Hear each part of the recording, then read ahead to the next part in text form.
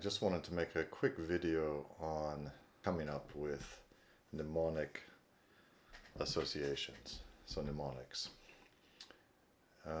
And I'm going to just do this in real time. I'm not brilliant at mnemonics, but I do know that they are powerful.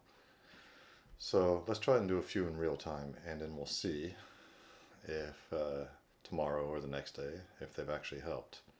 So I've got open here on screen. This is 500 Conversational Russian Sentences. These are by Christina at Boost Your Russian. And I've been listening to these the last couple days, last few days actually. And all I listen to is just the Russian. Okay. So now I've heard them several times.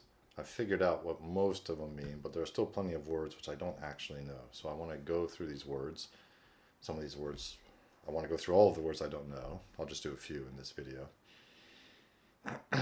Make mnemonic associations for them. And then in the next stage, when I read the English and try to produce the Russian, we'll see if the mnemonic associations worked.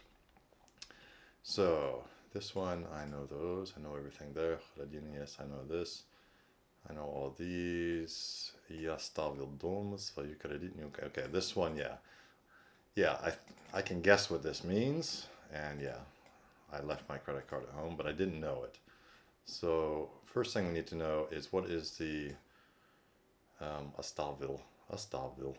So we need to know what the infinitive form of this verb is, and you can do that on this website here. This will give you put in a word and it will show you all the forms, and it gives you here the infinitive. And let's just click on the infinitive, and I'm just going to, just to double check the pronunciation, I'm going to put it in Google Translate. Оставить. Оставить. Okay. I just want to make sure that the stress hasn't changed placed. So оставить. So what can we do with, come up with a mnemonic association for оставить, which will mean leave. And here, я оставил дома свою кредитную карточку. Okay. How about hasta? Doesn't sound like much in English. Оставить. Hasta, like hasta luego, baby. Оставить. Yeah, hasta. Hasta luego. You left something, so you say hasta luego to it. Оставить. Я оставил дома. Hasta luego at home, my credit card. Я оставил. So оставить. Hasta luego, leave. Okay, we'll see if this works. Это все, что мне нужно знать. I know that. Они брат и сестра. I know that. Я увидел луну над крышей. I saw the moon above the roof. Okay. If I had to produce the word, if I saw the word roof, I would not have known it was a form of this word, cliché. So let's find the root form. Again, we can use this site here. And it tells us, so the basic nominative form is крыша. But again, I just want to double check the stress. Крыша, крыша. Крыша. Крыша, крыша. Okay, so крыша. Roof. Крыша, крыш. Sometimes you might think of something in another language. So I know French, крыш. It sounds like cri, like to cry out. Крыша, like cry out from the roof, cry out from the rooftops. Я увидел луну над крышей. So this is whatever form this is that comes after nat.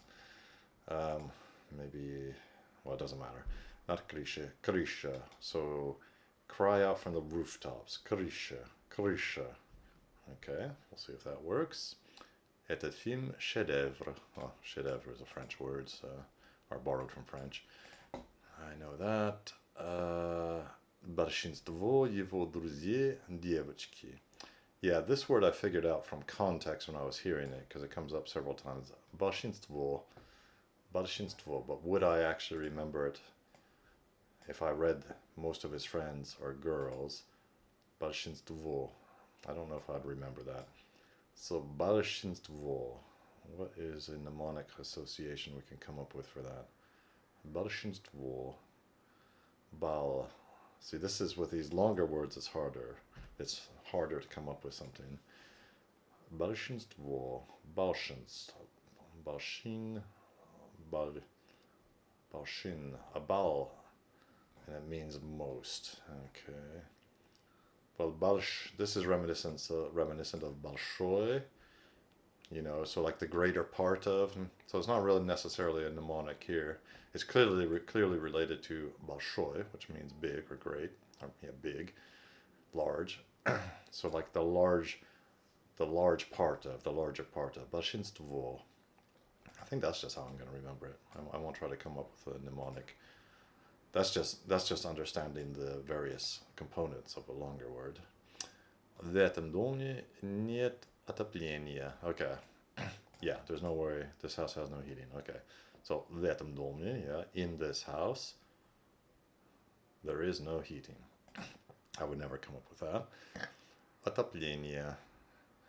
So, autoplane. An autoplane. Imagine an autoplane. What would an autoplane be? Kind of like an aeroplane, but shaped like an automobile. Autoplane.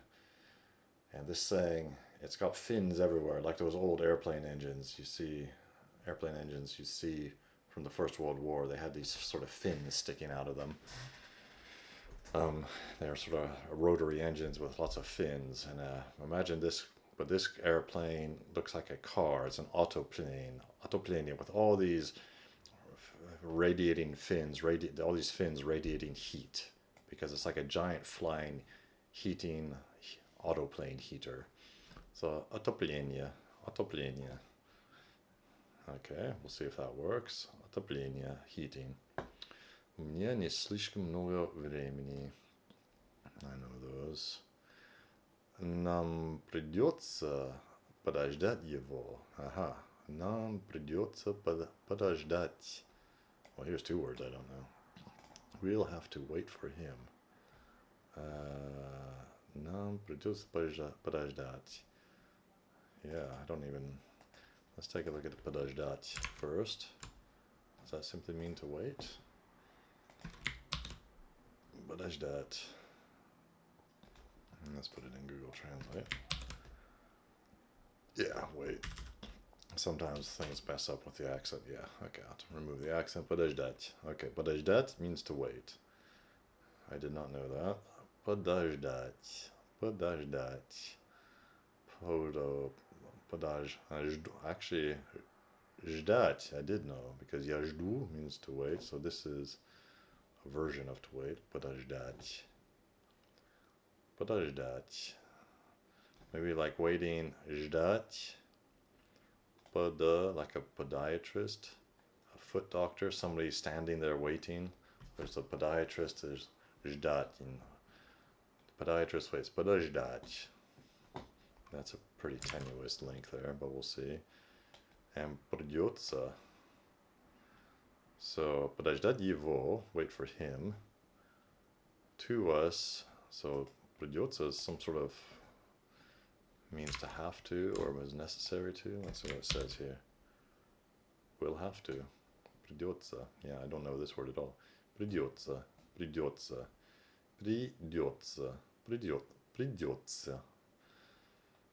So придется.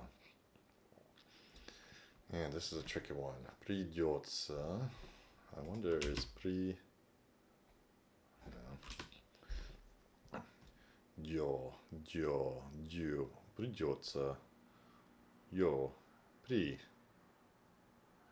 придется, we have to do it. Hey, we have to do something. Придется, we have to do it. So it's not just hey, you, we got to do this. We got to it. Придется. We got to do it. Нам придется. To us it is necessary. We will have to us it will be necessary to wait for him. We will have to wait for him. Придется. Придё. That's not a very good one. That's pretty lame. I need a lot of practice with this, but it's good practice. We'll see if that helps. We'll have to wait. Okay. Я пожелал всем спокойной ночи. So that probably means I wished all of them good night. Or I said good night. Я пожелал. Okay. I just want to see what the infinitive form of this is. On this side. Пожелал. Пожелать. Again, I'm just going to check the stress on it. So to wish is пожелать. Пожелать. Пожелать. Okay. Пожелать means to wish. To wish someone a good night in this case. Пожелать. Желать. Пожелать. Yeah, позже. Of course, could it be that желать also means желать? Yeah, I do know that verb. So пожелать is different aspectual form of желать. So желать, пожелать. Желать, I actually knew that. I knew желать. I should have noticed that. So желать, to wish or to write, or to wish, desire. Okay, пожелать. Желать. Jill, kind of like Jill. Imagine wishing Jill a good evening or a good night. Желать. And пожелать. Well, okay, we're wishing Jill a good night. Желать. So, that's only a few. I've got to get going now because I got an appointment. But that's just an idea of how you can start doing mnemonic associations. As you can see, I'm not particularly good at it, but we'll see. Maybe they will help. I think they might. All right, that's it for now.